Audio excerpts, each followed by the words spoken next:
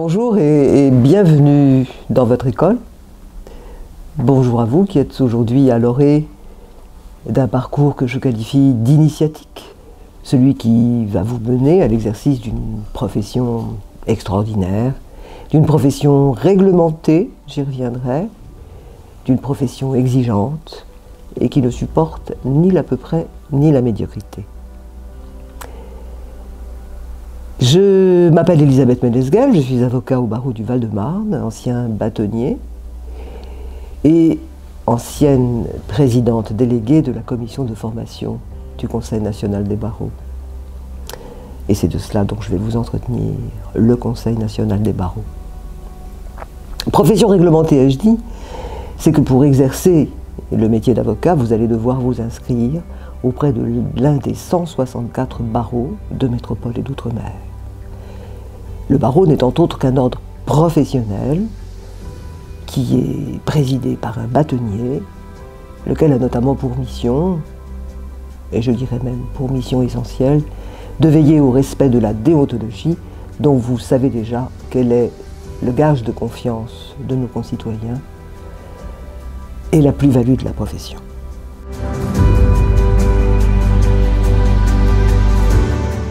Instauré par la loi du 31 décembre 1990, c'est un établissement d'utilité publique doté de la personnalité morale et qui représente les 69 900 avocats de métropole et d'outre-mer. Chacun d'entre eux étant individuellement inscrit auprès de l'un des 164 barreaux dont j'ai parlé plus haut. Ces 164 barreaux sont les régulateurs de la profession. Le Conseil national des barreaux la représente tout entière. C'est en quelque sorte le Parlement des avocats.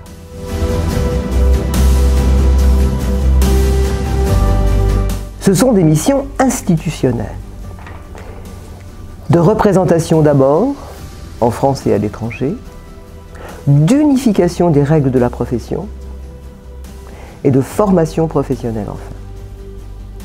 Nous allons les reprendre très brièvement les unes après les autres. Représentation d'abord. Le mot veut dire ce qu'il veut dire. C'est l'interlocuteur privilégié des pouvoirs publics. Il contribue à l'élaboration des textes susceptibles d'intéresser la profession. Il intervient dans toutes les questions relatives aux textes concernant le domaine juridique et l'institution judiciaire et suit l'élaboration et l'adoption des textes internationaux qui eux aussi intéressent l'exercice de la profession. J'ai parlé d'unification des règles et usages. C'est qu'en effet, le Conseil national dispose d'un pouvoir normatif qui lui permet de prendre des décisions relatives aux avocats et directement applicables à eux. C'est ainsi que sont normalisés les principes de la profession, ses activités, la collaboration interprofessionnelle, les différents modes d'exercice et les relations entre avocats appartenant à différents barreaux.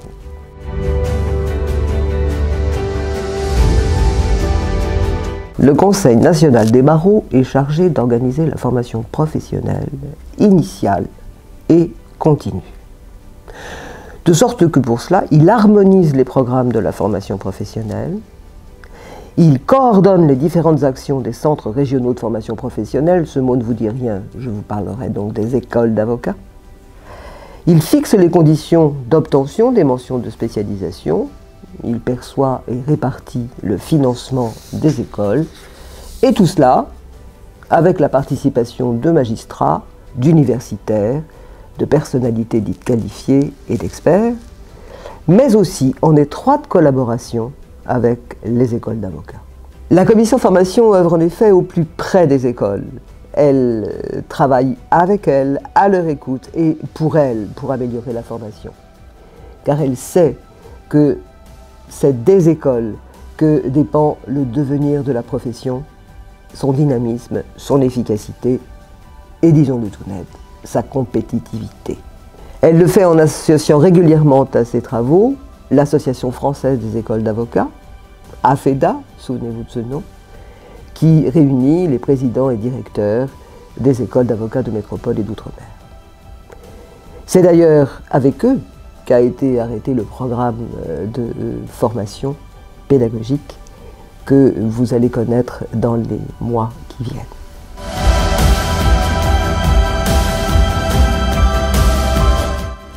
il est composé de 80 avocats qui sont élus par 2 collèges, eux-mêmes séparés en 2. Un collège ordinal d'abord, qui est composé de bâtonniers, d'anciens bâtonniers, de membres de conseil de l'ordre et d'anciens membres de conseil de l'ordre.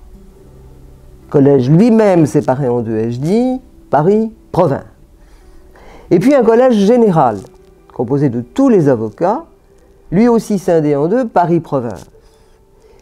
Pour celui-là, il s'agit d'un scrutin de liste syndicale, associative et d'autres listes constituées d'individus opportunément réunis pour la circonstance. Les 80 heureux sortis des urnes vont à leur tour élire un bureau composé de 9 membres, parmi lesquels un président et 2 vice-présidents. Depuis quelque temps, sont venus s'ajouter à ce bureau 2 vice-présidents de droit, le bâtonnier de Paris et le président de la conférence des bâtonniers de France et d'Outre-mer, qui réunit les 164 bâtonniers de France.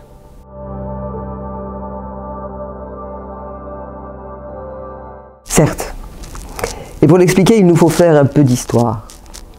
Pendant longtemps, les avocats ont considéré que les ordres constituaient non seulement le modèle naturel et nécessaire d'une structure professionnelle, mais aussi un modèle suffisant.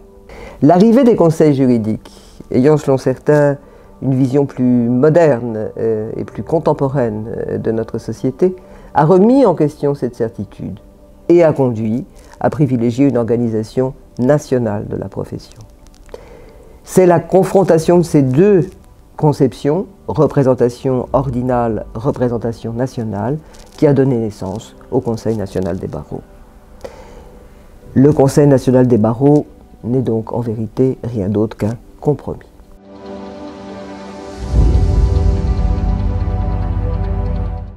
Sans doute la composition du Conseil national des barreaux ne favorise guère l'expression unique.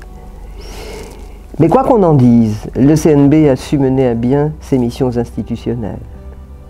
S'agissant de l'harmonisation des règles et usages dont nous parlions tout à l'heure, on ne peut pas nier que le barreau français est désormais doté de règles communes. Leur interprétation dispose, dans la commission des règles et usages, d'un organe de régulation. Et leur évolution ne se fera plus dans le désordre. S'agissant de la formation professionnelle, sa réforme a été précédée de consultations d'une étendue rarement égalée et d'un travail considérable qui ont permis de recueillir un consensus général qu'il s'agisse de l'examen national d'entrée dans les écoles, du programme pédagogique commun, de la réglementation de la formation continue et j'en passe. Quant à la représentation de la profession, là aussi des progrès considérables sont advenus, et singulièrement durant la présente mandature. Pour la première fois de son histoire, le CNB a su rassembler la profession tout entière et faire taire les antagonismes entre le barreau de Paris, la conférence des bâtonniers et l'institution elle-même. Réforme de la procédure civile, réforme des retraites, gestion de la crise sanitaire qu'a subie et que subit encore notre pays. Tout cela a été géré, administré, avec le consensus total de la profession. Hommage soit ici rendu à son actuelle présidente, Mme Christiane Ferral-Schul, qui aura su donner une âme au CNB.